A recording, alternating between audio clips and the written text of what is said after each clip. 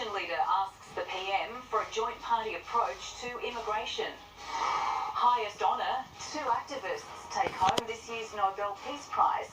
How are they changing the world? And on top again. Weeks over the top. Oh, she's too good. They can't beat her. Weeks just makes it over the line in a close finish. This is NBN News with Jane Goldsmith. Good evening. There's been a swift development in the investigation into the murder of a single mother south of Sydney. Police revealing a man they want to speak to. Detectives say the former acquaintance of Christy Powell could shed light on what happened as her grieving family is left to care for her 5-month-old son.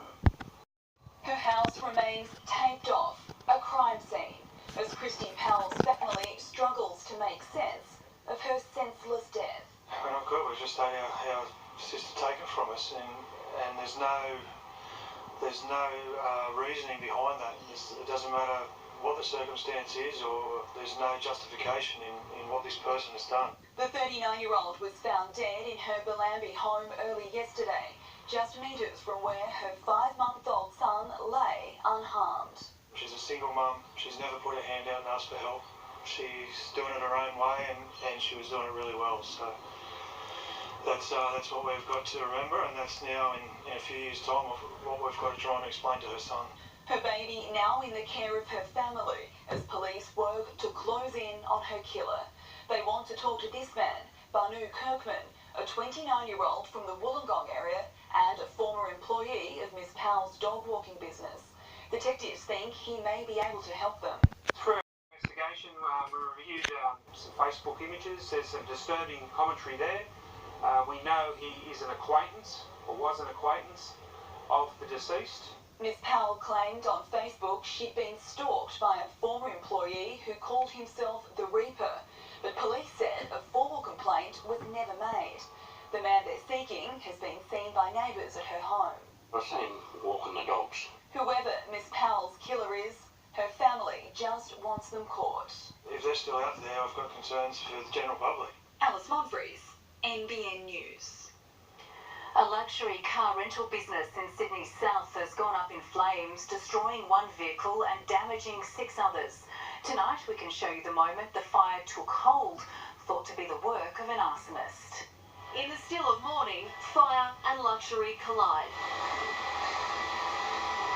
Passers-by watching on as flames take hold of this business on the Princes Highway. And as the sun rose, so too the extent of the damage. Ultimate Rentals, typically showcasing super brands, today displaying an unwanted cleanup. An unknown male has forced entry into a car rental business, and he has set fire to 1 vehicle within that premises. We're still very much in the early stages of this investigation. As you can see, police are still working to determine exactly what happened this morning. But that sound you can hear behind me, that is the sound of destroyed luxury sports cars. It's a sound that lingered for much of the day. 1 vehicle, thought to be worth up to $150,000, gone. 6 others with smoke damage. Police have spoken with the owner of the business, only releasing this image of the culprit, an unknown man dressed in all black.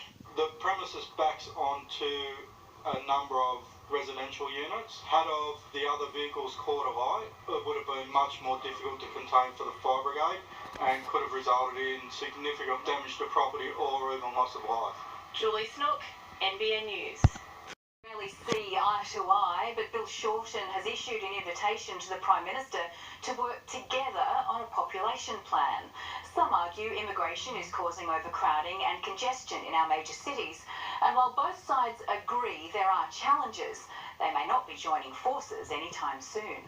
Operator? An unusual show of peace and harmony at Parliament House today. We start to gain a sense of unity as we breathe in together. While Bill Shorten is calling for unity on another matter. The opposition leader has written to the Prime Minister, suggesting the two sides work together on immigration policy. The Liberal Party won't be contracting to the Labor Party immigration policy. I don't think they've got very good form in that area. The Labor leader is calling for an independent task force to look into issues linked to population growth. Australia has been getting bigger.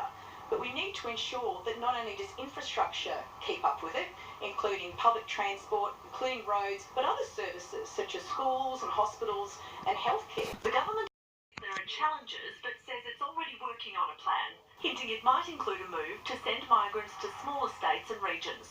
I and the rest of our team are working through to ensure that our migration programs work to support those states which are seeking to grow. Bill Shorten is clearly marking out his battle lines for the general election. He's made a number of policy announcements recently, and now it appears he's trying to get on the front foot with immigration. It could be seen as an attempt to take the shine off Scott Morrison. While the Prime Minister was in Tasmania today doing his best to take the shine off Bill Shorten.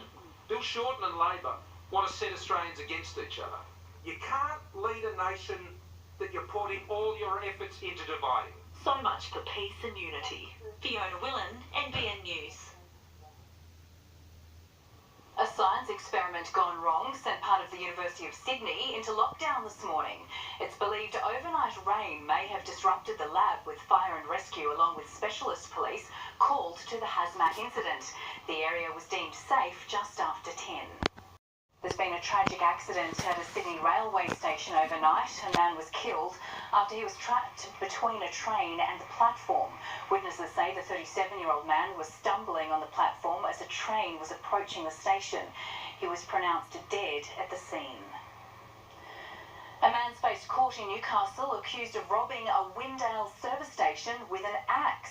21-year-old Daniel Anderson and another man allegedly smashed their way into the Medco service station in July, stealing the till from the register as well as cigarettes and food. A worker was forced to lock himself in the storeroom during the ordeal. Police say investigations are ongoing. Anderson will return to court later this month. In the rough and tumble world of radio, a new player has emerged right here in Newcastle.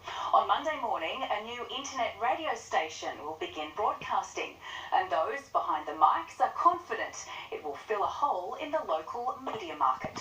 They've seen and done plenty, and they're still laughing. And just as well, for these seasoned professionals are embarking on a new venture in radio. We're outrageous radio, we're fun, we're entertaining, and we're local. Very soon, the on-air team will begin broadcasting live on the new 2UW.com. In the true sense of the word, we're a retro radio station. From their Mayfield studio, they'll hit the airwaves, the World Wide Web, and the mobile. People are getting more and more of their content online, on their phones, and that's where people can listen to us. But when the on-air light flashes, those behind the mic say one thing's for certain. If it's not local, we're doing it. Lots of local content, lots of local news. What we're doing is integrating local news, local interviews, from politics to community organisations, community events. While the new 2UW.com may be the latest player in the Hunter media industry, its launch comes just 1 year after the Newcastle Sunday newspaper folded after just 3 months. Good. Fortunately, I'm surrounded by fellow time travellers who have all been in radio or marketing or broadcasting or public relations for many, many years. You can tell by the grey that we're a bit old, but that age, I think, gives you a bit of confidence because we've made all the mistakes in the past, so we're not making one now. Tyson Cottrell, NBN News.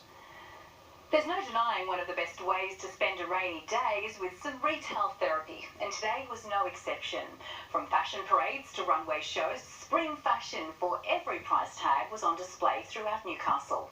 Some showcasing high-end, while others highlighted some op-shop glamour.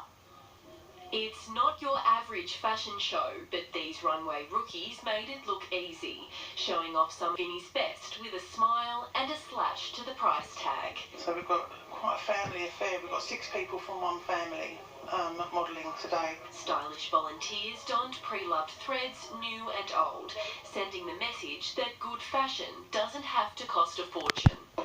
We have some beautiful clothing that's donated by the wonderful donators in the area at reasonable prices. From Mayfield to Westfield, a Newcastle fashion magazine held its first regional runway event. The Face of the Son saw 8 local girls compete for editorial shoots and a national modelling contract. While this is the first time the event has been held, it's more than just a runway show. It's about boosting young women's confidence to not only love the fashion they wear, but the skin they're in. For many of these young ladies, it was their first time on the catwalk, walking effortless strides in spring style. So there's a great pool of talent here in Newcastle, and we've discovered that a while ago with Fason, and that's the reason why we even started the magazine, because we saw such great local talent. The magazine hopes to give Hunter girls the same opportunity next year. Lauren Kemp, NBN News. Later in the bulletin, Sam Jordan will be in with a day's sport, including how our Hunter drivers fared at Bathurst today. Plus, we'll have the latest weather forecast after the Hunters' recent drenching. But coming up after the break, fighting for a safer world, the latest recipients of the Nobel Peace Prize.